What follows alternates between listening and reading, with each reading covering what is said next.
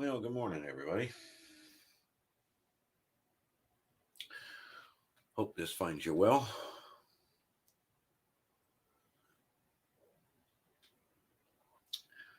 I've been rethinking some things, and one of the things as I'm writing this next book kind of dawned on me that, it's more something somebody said to me about, this was supposed to be a guide. I expected to find some sort of layout as to what would be your process. How would you go about doing this so that I can follow along and do the same steps? And that's kind of weighed on me. It's kind of been banging around in my head, if I can say it that way.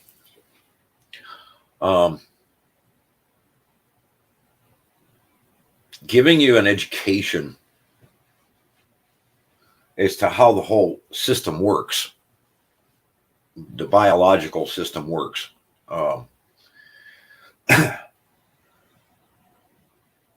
That's kind of what the original book was, and it was horrendous. I'm sorry, it was just terrible. Talk about your book that puts you to sleep, and talk about textbook. It was absolutely horrendous. The whole point of the book was to give you the knowledge, not put you to sleep. It was to give you the understanding that there's a way to do this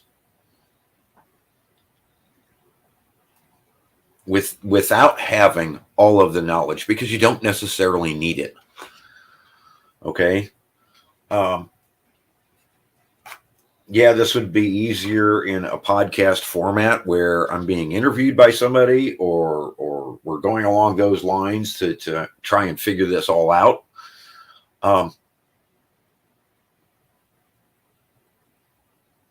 But you don't need all of that information. All of that information is kind of overkill. You can gain this knowledge very quickly. And depending on how in depth you want to get into agriculture, you can really go into overkill. There's so much information available, and there's no need for it, honestly. When you understand just the food web and the biology between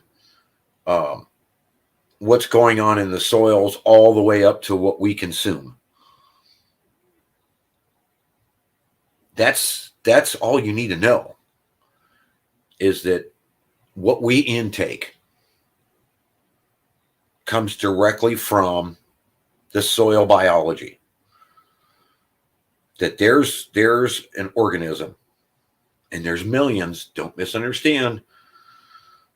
And I can go in depth into that and explain how there are microorganisms found in nuclear waste, and there are microorganisms found in ocean depths, and there's microbiology found in nearly frozen lakes. Okay, this is the stuff I'm talking about. It's the microbiology. When we understand that all the microbiology needs is sugar, in the realm that we're talking about, in gardens and in grass, you start to understand there's more to this. Now, in the book, I go into some of the steps and some of the things, just the baseline requirements, but I give you background information. I don't know that that's necessarily needed here. Not day one. Over time, maybe. But day one is understanding that with just you could almost go back to Mary Poppins. A spoonful of sugar helps the medicine go down. Well, in a sense, no, we don't want processed sugars. That's not what we're talking about. And we don't want carbonated sugars, and we don't want, okay, this is why I go down to deer grade molasses.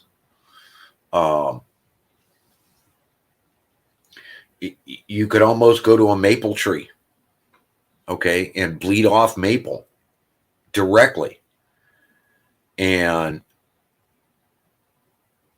well, it's pretty thick. You kind of want to, you need something that'll work in a hose end sprayer. Okay. We all we want to do is spray this stuff down on our grass, spray this stuff down on our yard. We may not have all grass.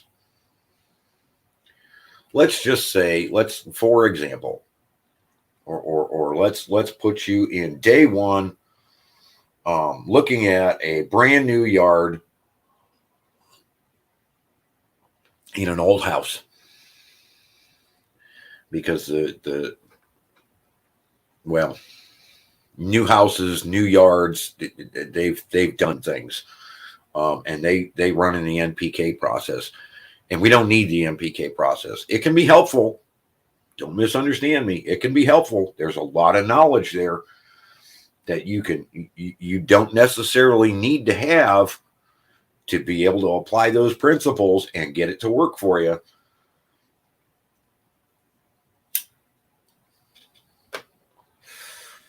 But the best adage here is KISS. Keep it simple, stupid. All right. We don't need it. We don't need all that knowledge to get the best yard possible in the quickest amount of time. What people need to understand is a lot of the microbiology through many, many years of industrialization, and that's all the further I'm going to take it. Just industrialization has very strongly contributed to the delinquency of microbiology in our properties and in our yards. And what we want to do is bring that back. And we want to bring it back as quickly as possible. So let's just go from day one. You need a garden hose, a lawnmower, and a hose end sprayer. Something like the Miracle-Gro spray can connection type thing that you put on the end of a garden hose. And we need a lawnmower because we want to cut down as short as possible without cutting the soil. Yes, we're going to disrupt the soil down the road, but let's just go from day one. We want to cut down everything that's our property and find out what's what and what's going on. Because as I stated in the Green Wizard's Guide, weeds can tell you what's going on in your yard and what's lacking in your yard. And if you follow along with the guide and you do some of the things in the guide, you're going to cover some of these weeds, and you're going to put into the soil what's needed, and the weed will stop growing. Yes, you heard that correctly. When certain conditions are met in your soils, some weeds, such as the dandelion, will no longer need to be there, and it will go dormant. You'll change the soil conditions.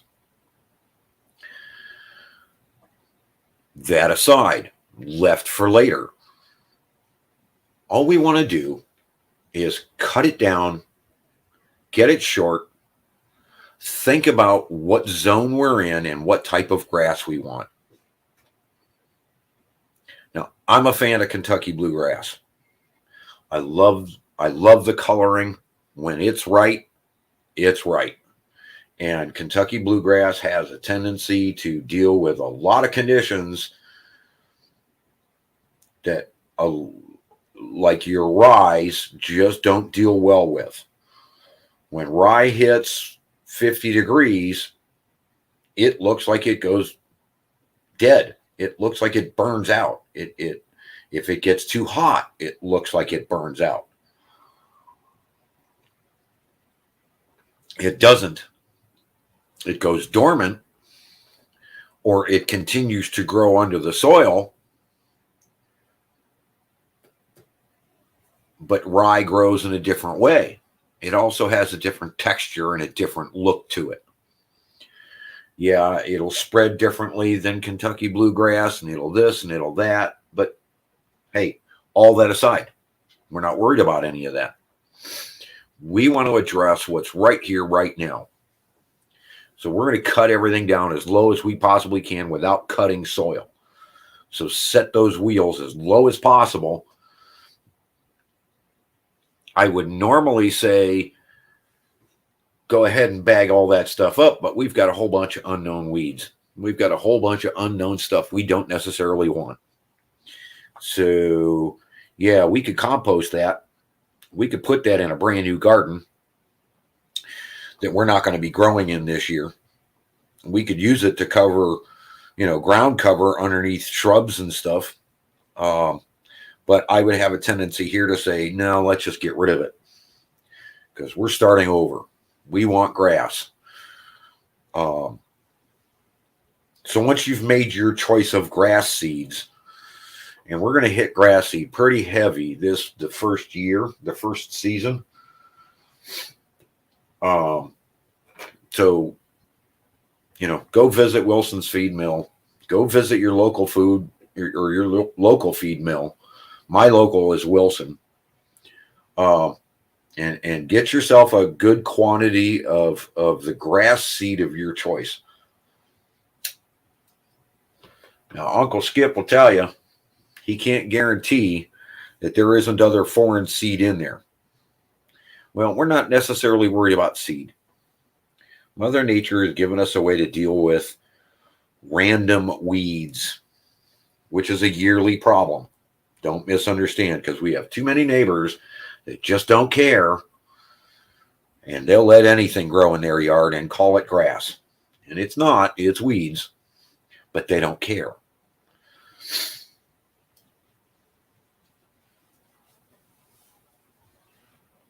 Anyhow, whole different world right there. Anyhow, what we want to do is get that down, find out where we actually have grass. And yes, we're going to crown a lot of grass. Absolutely. Crowning means we're going to take that down to below the green.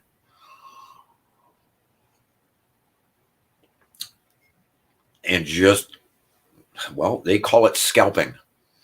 It's not, but that's what they call it. Because you're going to go below the green and all of it's going to look like you burned that yard out. No, actually what you're doing is lowering the crown. You kind of want that as low as possible because you want to drive root growth.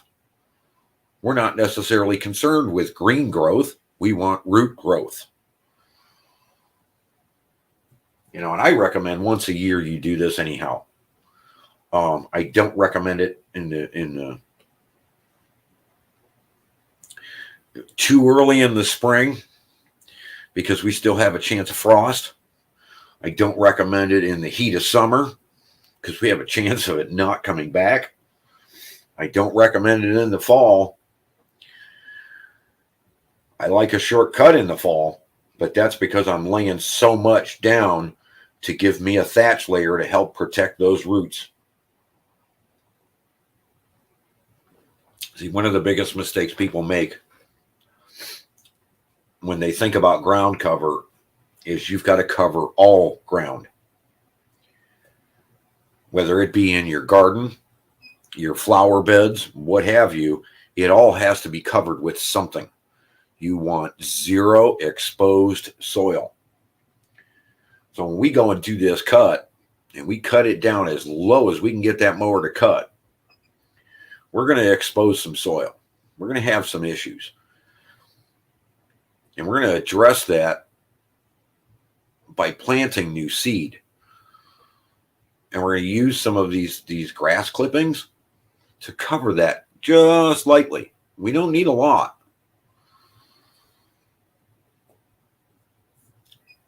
But we're going to put in new seed. But let's go back to that microbiology. You know, one of the things that I had stated was that it is an exchange of sugar. Every plant, whether it be in your garden, whether it be in your flower bed, whether it be a tree, bushes, shrubs, berries, what have you, each and every one of them exchanges sugars for the minerals and the vitamins that plant requires to produce its vegetables or produce its seedlings. However you want to look at it. A tomato is full of seeds. A blackberry is full of seed. A cherry is full of seed. Okay? Each and every one of these things is designed by Mother Nature to perpetuate itself. Now, each plant has a completely different growth cycle. Every plant is, you know, some of them are perennial, some of them are annual, blah, blah, blah, blah, blah, blah. We don't need any of that. We're talking strictly your yard, strictly your grass. We want as much microbiology as possible. We need sugar. We need to get a good amount of sugar down in that yard a few times a year to amp up and overfeed the microbiology so that it splits and there's more, and it splits and there's more, and mathematics go crazy. That's what we want. Now, once we get to a certain level, we're going to add a household item called ammonia. Just a teaspoon per jug that we're spraying of molasses. That's going to call in the worms. The worms are after that smell. They're after that rot. They're after that decay. They're after that. See, that all of those things, all of that composting puts off that smell, that hint of ammonia. So when you put ammonia down in very, very minute, very, very small amounts, you're calling in the worms. And they're looking for the microbiology. They don't care about everything else they eat on the way in. And they're bringing up minerals, and they're turning this out, and they're turning that out. And that's why, you know, worms are so wonderful in your yard and in your garden. Because everything they secrete, everything that they put out is everything that they came across, whether it be dirt, minerals, rocks, whatever they've come through to get to where they're going, which is where they smelled ammonia, which is where they smelled microbiology, the gases of the microbiology. But again, that's later. We need that sugar. We need to call in and feed the microbiology of your yard. So let's go over and let's cut this all down. Let's bag this all up, or put it in cans, even better. Put it in cans. Cover those cans and let them sit in the sunlight. Let them bake. So once we've cut everything down and we've decided on which seed we want to go to those bare spots, and we want to rough up that we're going to call it clay. We're not going to call it topsoil. We haven't built the topsoil yet. We're going to, but we haven't built it yet. So we're going to rough up that soil just a little bit. You want to get crazy, you know, go about 1 inch. Okay. And you want to mix seed in with that. Yeah, that requires you to get your hands a little dirty, but we're putting seed down, okay? And then we're going to put something over top of that because, as I stated, never have bare soil. We don't have anything growing there yet to cover it. So we need to put something down. You could put shredded newspaper down. It wouldn't matter. We need to cover that bare spot. And then we need to water everything in. And we need to water it in with sugar. We want to call in that microbiology. We want that stuff to go absolutely bonkers in our yard. Now, depending on the size of your yard, depending on the lean and the tilt and okay, all of this is going to have an effect. Yeah, I understand. You're going to have shade parts of your yard, and this is all your grass seed selection. This is all what you want to do and what you're attempting to do. Not every part of your yard is going to have full sunlight. Not every part of your yard is going to have full shade. But you're going to need to choose grass seed in accordance. So you're going to want some mix. You're going to want some rye, and you're going to want some bluegrass, and you're going to. That's just one of them things we've got to contend with when we're dealing with a yard. Different types of grass for different types of growing conditions. If we're dealing with a hillside, we may not necessarily want a thick growing, we may want a vine spreading type of grass, like a Bermuda, that exists both in and out of the top of the soil and spreads like wildfire.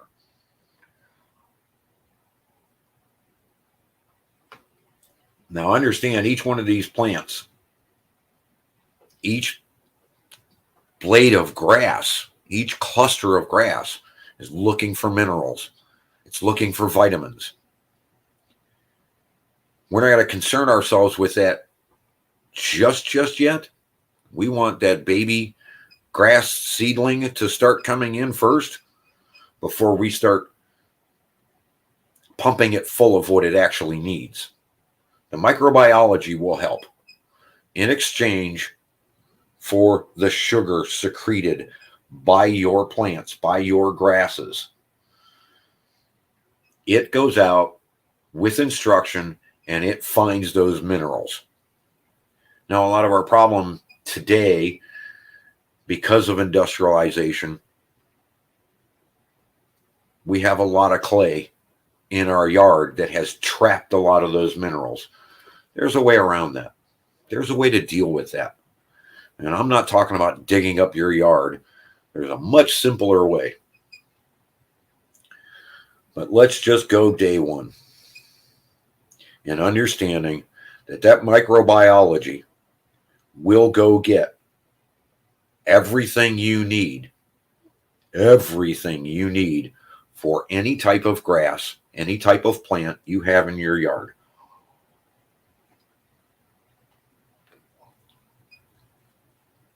So once we get that sugar down, we're feeding that microbiology. Yeah, it's going to get fat and lazy. We understand that, but we want tons of it. The more we put in our yard, the healthier our yard's going to be, that much faster. And when you've got that many life forms in your soil going out, bringing back the minerals, the plants are going to thrive. And they're going to reward you twice as fast as the NPK process. So saturate your yard in that sugar. Now, no, I did not give you a measurement in that can because it doesn't matter. If you fill that can completely up and you spray nothing but water and sugar and no mix, it's not going to hurt a thing. It's all natural. That's the entire point of Mother Nature's way, is there's nothing there to hurt anything. It's just going to spread sugar, and your yard's going to smell like molasses. It's going to smell like you've got brand new cookies coming out of the oven. Ginger snaps or whatever you're equating that to. Your neighbors will thank you for this one, because they'll appreciate that nice smell floating through the neighborhood for a little while. Doesn't last long. And understand also, the water makes a difference. Now, we can go into a bunch of different ways to filter water, to clean water, to do this, to do that, to do the other. But when we're dealing with city waters, well, there's any number of unknowns that could potentially slow us down. But once we start amping up that sugar, and we start getting pockets of that throughout our yard and changing our soil content, sugar-rich soil, we're going to get rewarded. Now, just remember, you put that new grass seed in, you're going to need to spray those areas down a couple of times a day. Doesn't matter when, just don't let the area dry out. Another reason to cover it. And like I said, it doesn't matter what you cover it in. Grass clippings, weed clippings, shredded newspaper, sawdust even. Well, sawdust can become crusted and stop water saturation. And we want damp soil. Which brings on another topic. But I think I'll leave that for the next episode. So let me know what you think. Get your hand on a copy of the Green Wizard's Guide. But let's talk grass. Thanks for stopping for the 30 minutes, almost 30 minutes. I appreciate your time. Let me know if this is where we should be going. Y'all have a great day.